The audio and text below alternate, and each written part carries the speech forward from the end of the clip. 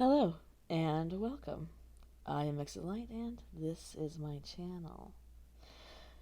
Today I'm going to tell you about some crimes, true crimes that were so horrifying, so out of the norm that they had movies made about them. Before we get started, a couple of things. If you would please give this video a thumbs up, and if you are not subscribed, go ahead and please subscribe. I will be giving a giveaway when I hit 3,000 subscribers, so that's the only way to be entered in this contest. Also, coming up so shortly is the 31 Days of Halloween. The 31 Days of Halloween is every single day in October there will be content. The content is a wide range of what my channel is about. So if you'd like to be notified when my content goes up, then go ahead and click that bell. Also, I have a link for donations. Now, this is not mandatory. It's not made for you to feel guilty in any way, shape, or form. If you feel like you want to, if you feel like you can, any amount of donation would be lovely. As most of you know, my content is deemed unworthy of advertisements. So it's sort of a touch and go what they decide can be advertised and what can't. So donations would go a long way. But like I said, this content will always be free. So you do not feel like you have to do that. All right. Let's get into these disturbing crimes. What do you think? The first one, the town that dreaded sundown. All right. So I believe there were two movies made about this, one in 1976 and one in 2014. So if you're looking for a movie to watch that is newer and creepy, then you might want to go ahead and try and find the 2014 one. It is based on a real-life serial killer that terrorized the town of Texarkana. For those of you who don't know, and I didn't know until I moved to Texas, Texarkana is the combination of Texas and Arkansas, without the S at the end. So that gives you an idea of where it is in the country. The serial killer attacked 8 people, 5 of whom were killed, over a period of 10 weeks in 1946.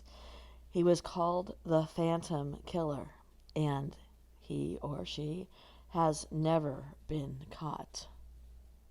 The next one, An American Crime, and the movie came out in 2007, and I remember this story, reading about it in the news at some point, maybe when the movie came out. The backstory is the disturbing storyline of this film is based on the real and heartbreaking story of Sylvia Likens. She was a 16-year-old girl, and she was brutally tortured and eventually murdered by her guardian, and not just her guardian, but several of the children in the neighborhood in which she lived. And that was in 1965. Then there's Murder by Numbers, which came out in 2002, starred Sandra Bullock. The back story for this is the film is based on the case of Nathan Leopold and Richard Lieb, 2 privileged college students who kidnapped and murdered a 14-year-old boy in an attempt to commit what they called the perfect crime. It was a story that rocked the nation at the time, and it addressed issues about privilege and class that are still relevant to this day. And you probably can't have this list without adding the Texas Chainsaw Massacre. A movie came out in 1974, and a movie came out in 2003, and of course the films are loosely based on the actions of real-life murderer Ed Gein, who, like Leatherface, also mutilated the bodies of his victims and wore human skin over his own. And as a side note, Ed Gein was put in a mental hospital in the city where I have recently lived. So, I mean, if that's your claim to fame as a city, well, you might want to up the bar. The next one is Jennifer's Body, and it came out in 2009. The backstory of this is It is about the brutal real-life murder of a 15-year-old girl whose name was Elise Poller. In the movie, the character's name is Jennifer Check, and she was killed by a band called Hatred in 1996. Their reasoning behind it was that they needed to commit a sacrifice to the devil to give their band the craziness that it needed to go professional. All right, and now we're going to go talk about Annabelle, which came out in 2014. Probably many of you have seen it. The backstory being that Ed and Lorraine Warren were paranormal investigators, and in the 1960s they were asked to investigate a Raggedy Ann doll that exhibited, quote, malicious and frightening behavior. The doll had been pronounced by a psychic medium as being possessed by the spirit of a little girl named Annabelle.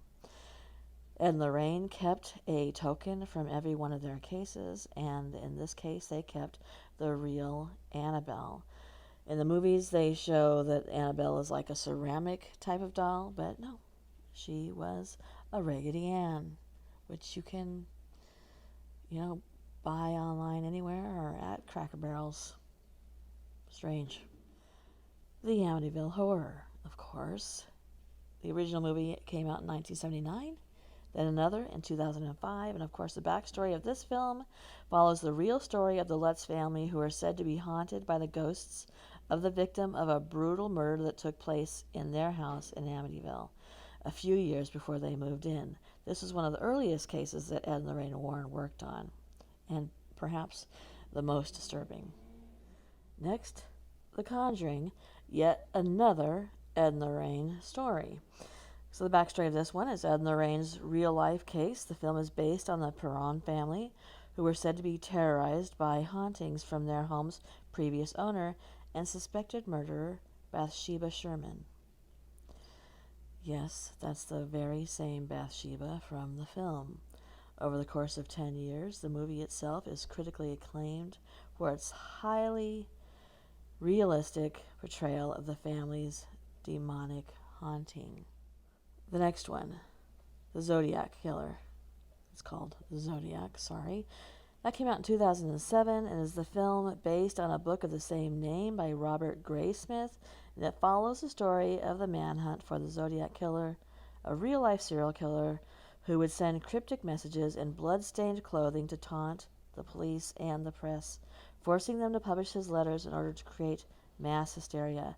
This case remains open to this day and is one of the most widely recognized unsolved murder cases in history.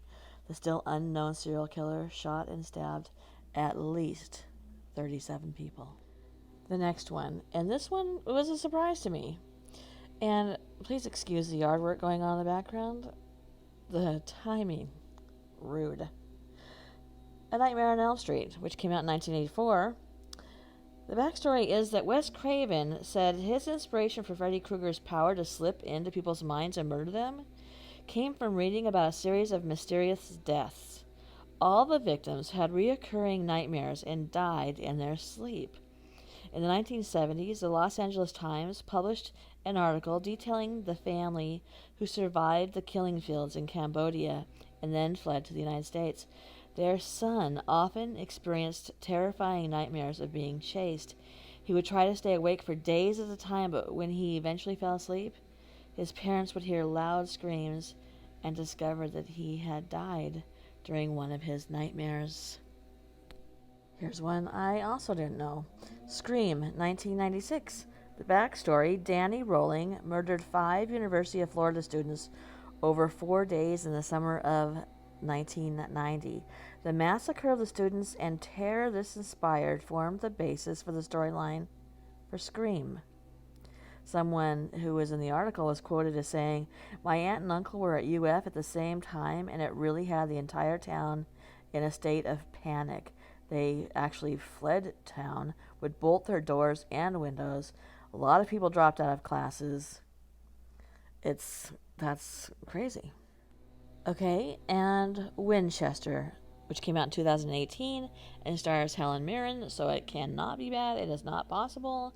The backstory, of course, After her child and gun company owner husband passed away, Sarah Winchester moved away and decided to build a huge house with the $20 million that she had inherited. The Winchester Mystery House was claimed to be haunted by the ghosts of the people who had been killed by Winchester guns. The next one is In Cold Blood, and it came out in 1967. The backstory was in November of 1959, 4 members of the Clutter family were brutally murdered in their home by 2 ex-convicts, Perry Smith and Richard Hickok. In the Truman Capote book, he wrote about the events in Cold Blood, which was later adapted into a film. The book is very detailed and very accurate to the original story. This story of this family it wasn't just them. They had a little girl spending the night with them. Incredibly violent, shocking to say the least.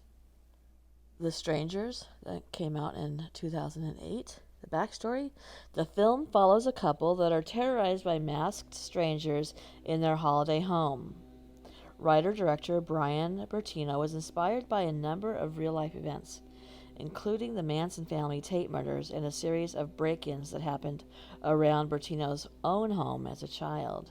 It's partly based on the director's experience as a kid when someone knocked on his family's front door while his parents were out.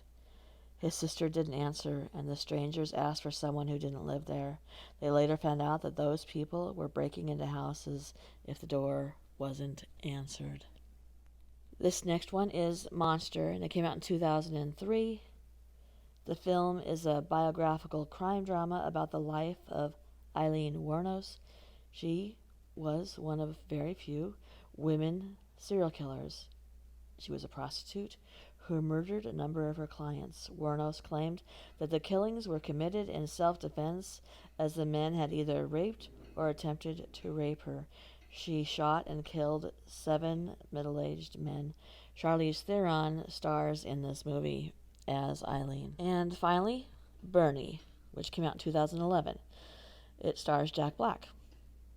More of a dark comedy than a proper horror movie, this movie was based on the murder of Marjorie Nugent by her charismatic companion, Bernie Tide.